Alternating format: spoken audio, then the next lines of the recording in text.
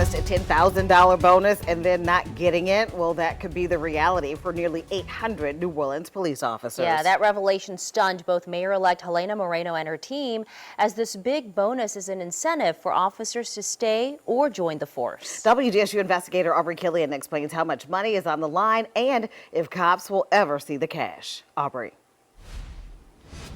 Hey, Gina, so the Police Association of New Orleans saying tonight that this promise, it was made under the Cantrell administration. New city leaders, they say they will find the $8 million. But the association saying if that doesn't happen, a lot of cops, they could pack up and leave.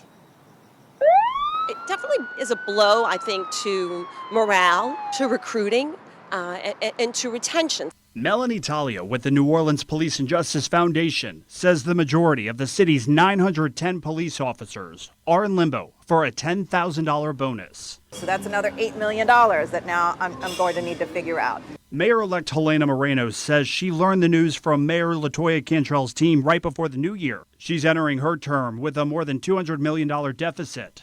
The big issue here was really about trying to control those additional surprises that may come my way once I take office January 12th. So it's disappointing. It's discouraging to me that the communication hasn't been better. Her next chief administrative officer, Councilman Joe Giarrusso, says he expects more landmines. It doesn't feel like the baton has been passed as easily as it should be. And forget about the politics of the situation. I think the city and its residents are owed a smooth transition. Have you had any communication with Mayor Cantrell?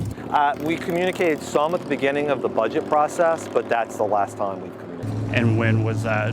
Probably early to mid-October, maybe November, but outside of that, no. And Talia says it's important to remember NOPD puts their lives on the line for this city. The morale at the department now has been higher than what we've seen in a very, very long time. So this really kind of strikes a blow at the trust and the confidence our public safety officers, our first responders have in the city.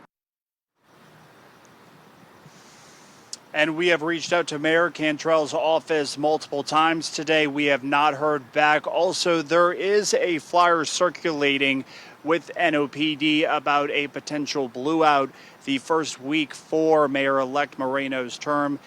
Now, NOPD is saying tonight that they are not supporting that at all and that everything will be safe in the city.